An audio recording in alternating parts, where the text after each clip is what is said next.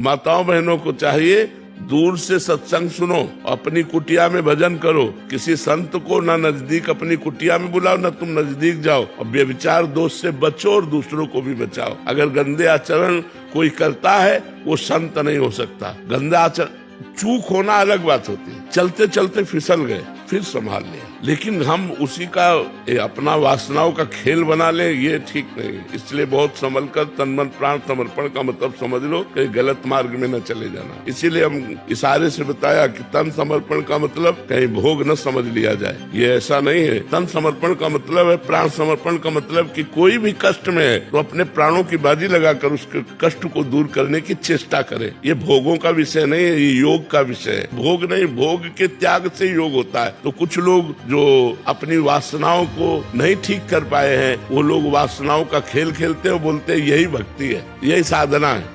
बहुत से लोग होते हैं और उसको गलत ढंग से प्रयोग करते हैं और कहते हैं यही है, यही इसी से चला जाता है। तब तो गृहस्थी में सब सिद्ध हो जाने चाहिए। अगर केवल भोग ही साधना है तो गृहस्थी तो भोग भोगते सब सिद्ध है, फिर मतलब साधना का मतलब क्या रहा। तो ये बहुत सोच समझ करके, तो इसलिए साधु मार्ग, सतमार्ग, संत मार्ग बहुत सुलझा हुआ कोई संत होता है, नहीं तो बहुत गड़बड़ हो जाता है। इस संसार में सब छल कपट भरा हुआ है, कोई अपना नहीं है। बहुत अच्छे से महाराज जी समझ आ रहा है और आ भी गया है। सब जानने के बाद उन्हीं के साथ जीवन रहना पड़े तो कैसे रहे महाराज जी? सब जानने के बाद अगर सब कोई छोड़ भी दे तो आप उनको नहीं छोड़ सकते, यही मोह है। आप देख लो करके, वो आपको घर से बाहर कर दे तो भी आप उन्हीं से प्यार करना चाहेंगे जो आपको गाली दे रहे हैं, जो आपके साथ छल कर रहे हैं, जो आपके साथ कपट कर रहे हैं। ये प्रबल भगवान की माया ऐसी है कि जो जानते हैं, हम जानते हैं वो हमारे साथ धोखा कर रहा है, जानते हैं हमारे साथ छल कर रहा है, वो हमको प्यार नहीं करा, फिर भी हमको उसी से प्यार करना पड़ेगा। ये माया है।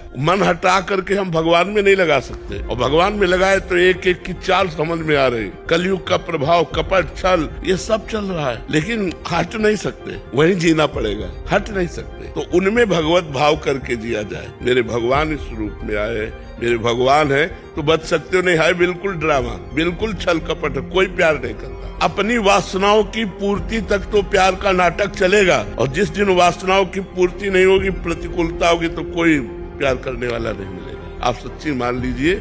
इसलिए भगवान से जुड़िए, राधा राधा नाम जप कीजिए, सब में भगवत भावना कीजिए। तुम्हारे साथ कोई कपट करे, करने दो, तुम कपट मत करना, तो तुम भगवान के लाडले हो जाओगे। और जिस पर भगवान की कृपा होती, सब सुख उसके सामने होते हैं। इसलिए भगवान का चिंतन करो, भगवान का आश्रय लो, भगवान से प्यार करो।